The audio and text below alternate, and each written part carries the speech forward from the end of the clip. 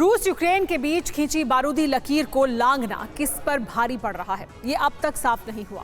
लेकिन इस बार यूक्रेन के रूस पर हुए हमलों से तस्वीर कुछ साफ होती दिख रही है।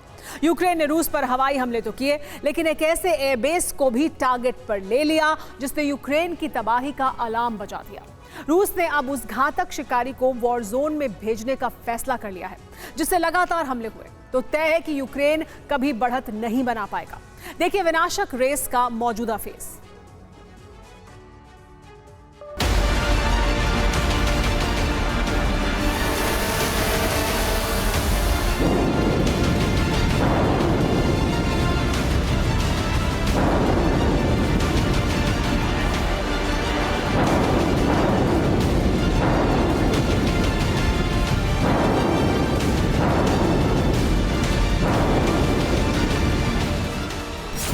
अगस्त 2023 यूक्रेन का बड़ा हमला।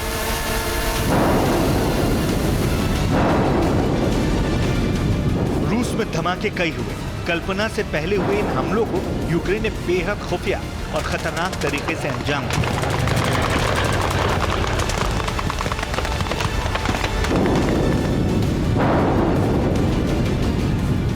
लेकिन एक हमले में यूक्रेन में आने वाले दिनों में मचने वाली तबाही पर मुहर लगा दी।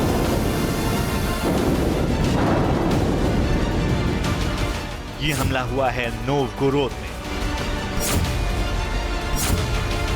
चौंकाने वाला खुलासा यह है कि हमला नोवगोरोद में रूस के सॉल्सी 2 एयरबेस को टारगेट करके किया गया था, जिसमें यूक्रेन कामयाब भी रहा। हालांकि यूक्रेन इस कामयाबी को बड़े पैमाने पर भुनाने की कोशिश कर रहा है।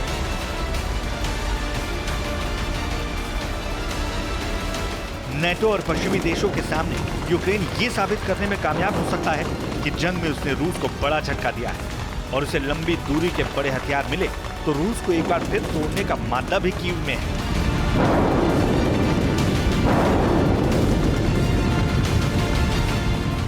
लेकिन इसका ये मतलब नहीं कि रूस अब नेटो के सामने कमजोर साबित हो गया, बल्कि अभी बहुत कुछ ऐसा है जो पर्दे के पीछे है। दावे के तहत यूक्रेन ने रूस में कई जगहों पर एयर अटैक किए हैं। नोवगोरोद में यूक्रेन के एयर ऑब्जेक्ट ड्रोन के रूप में दर्ज हुए हैं। दावा है कि सॉल्सी 2 एयरबेस पर यूक्रेन के ड्रोन गिरे हैं। ड्रोन हमले की वजह से रूस के 2 जहाज क्षतिग्रस्त होने की खबर है।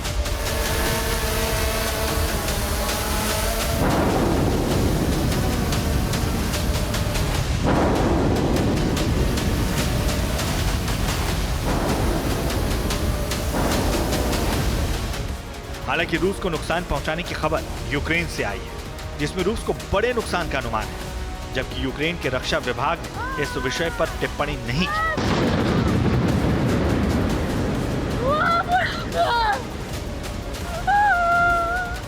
लेकिन इसका यह मतलब नहीं कि रूस ने इन हमलों से इनकार कर दिया है। रूस ने यूक्रेन के हमले का न सिर्फ दावा स्वीकार किया, बल्कि प्लेन को नुकसान होने की पुष्टि भी की है।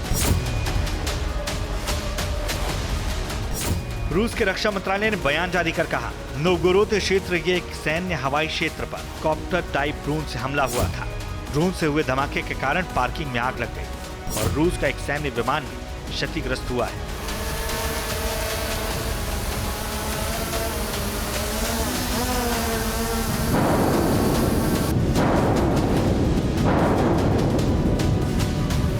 इसका मतलब यह है कि रूस ने न सिर्फ हमले की बात स्वीकार की, बल्कि नुकसान होने की पुष्टि भी की। अलबत्ता यूक्रेन ने 2 प्लेन को नुकसान पहुंचाने का दावा किया, लेकिन रूस सिर्फ 1 प्लेन के नुकसान को स्वीकार कर रहा है। लेकिन आपको हैरानी तब होगी जब आप प्लेन के बारे में जानेंगे।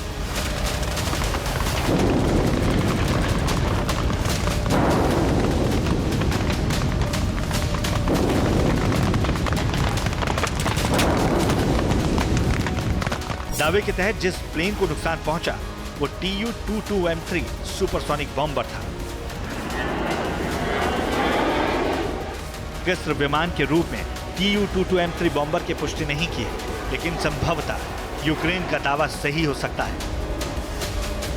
ऐसा इसलिए क्योंकि नोवगोरोद के जिस सॉल्सी 2 एयरबेस का जिक्र किया जा रहा है, वहां इस समय लंबी दूरी तक हमला करने वाले सुपरसोनिक बॉम्बर Tu-22M3 ही तैनात है। और अगर ये सच है नुकसान बड़ा है, क्योंकि Tu-22M3 बॉम्बर सुपरसोनिक गति 2.05 मैक्स से उड़ान भरने वाला प्लेन है। स्टेल्थ प्रणाली इस बॉम्बर को दुश्मन के रडार से बचाती है। इसमें KH-15 मिसाइल के लॉन्चर भी अटैच है, यानी दुश्मनों के क्षेत्र में विनाश लाने के लिए Tu-22M3 बॉम्बर की उड़ान ही काफी है। इसकी दहशत से ही आधा काम हो जाता है। इसी बॉम्बर को यूक्रेन ने निशाना बनाया है, जिसके बाद पुतिन का गुस्सा फूट पड़ा। युद्ध के मैदान में उन्होंने सुखोई Su-57 फाइटर जेट को उतार दिया, यानी ये हमला कीव को कामयाबी के तौर पर पेश भी नहीं करने दिया। इससे पहले ही तबाही मचाने वाले रूसी उड़ान दस्ते ने विनाश का अलार्म बजा दिया। अब ऐसा क्यों कहा जा सकता है, इसे भी समझ लीजिए।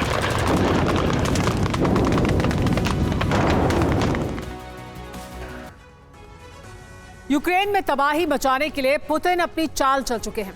ऐसा इसलिए कहा जा रहा है क्योंकि उन्होंने Su-57 fighter jet war zone में उतार दिया है। ये रूस का बेहद उन्नत 5वीं पीढ़ी का फाइटर जेट है। ये विमान सिंगल सीट वेरिएंट के साथ सभी कंट्रोल पायलट के हाथ में देता है और इसकी ट्विन इंजन टेक्नोलॉजी इसे दूसरे विमानों की श्रेणी में खतरनाक बनाती है। इस फाइटर जेट की लंबाई 19 मीटर है। पंख का फैलाव यानी स्पैन 13.95 मीटर है और इस प्लेन को इस श्रेणी में बेहतरीन 4.74 मीटर की ऊंचाई भी हासिल है। इसके अलावा इस सुपर फाइटर जेट के विंग एरिया की बात करें तो ये 78.8 वर्ग मीटर है, यानी कॉम्बिनेशन के मामले में इस जेट का कोई सानी नहीं है। वहीं इस प्लेन की क्षमता और विशेषता की बात करें तो Su-57 स्टेल्थ कैटेगरी का सबसे श्रेष्ठ विमान माना जाता है, जिसे दुश्मन का कोई भी रडार नहीं पकड़ सकता। इसकी सबसे बेहतरीन विशेषता फाइटर जेट का मल्टी रोल होना है, जो 25,000 किलोग्राम पेलोड ले जाने में भी सक्षम है। यानी ये पुतिन का सुपर प्लेन 35,000 किलोग्राम भार के साथ टेक ऑफ करने की क्षमता रखता है, जो ऊंचाई पर 2 मैक यानी 2140 किलोमीटर प्रति घंटे की रफ्तार से उड़ान भरता है, जबकि सुपर क्रूज मोड में इस प्लेन की उड़ान की गति 1700 किलोमीटर प्रति घंटा होती है। इस प्लेन को लेकर सार्वजनिक तथ्य यह है कि इसका ऑपरेशनल रेंज 3500 किलोमीटर है और ये न सिर्फ कम ऊंचाई पर बल्कि मैक्सिमम सर्विस रेंज 20,000 मीटर से भी तबाही मचा सकता है।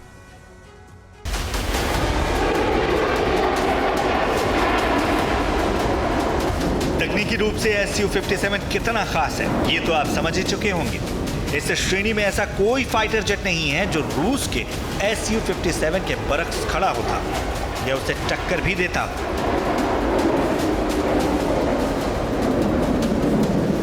हालांकि अमेरिका अपने F-52 रैप्टर को इससे खतरनाक बताता है, लेकिन उसकी क्षमता के बारे में अमेरिका ने अब तक खुलासा नहीं किया है, जबकि रूस के इस प्लेन की क्षमता सार्वजनिक है।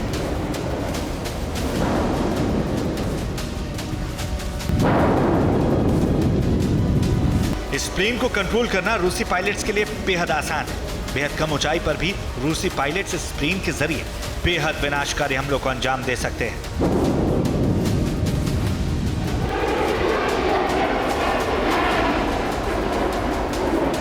इसके अलावा इस प्लेन की सबसे बड़ी खासियत है सटीक निशाना, यानी न सिर्फ मिसाइल, न सिर्फ गाइडेड बम, बल्कि अनगाइडेड बम से भी सटीक निशाना लगाने में यह प्लेन माहिर है। इसके कंप्यूटराइज्ड सिस्टम अब तक के प्लेन में सबसे बेहतर है। मतलब साफ है कि अगर Su-57 यूक्रेन के वॉर जोन में एंट्री कर चुका है तो फिर यूक्रेन में तबाही का तूफान किसी भी वक्त उठ सकता है।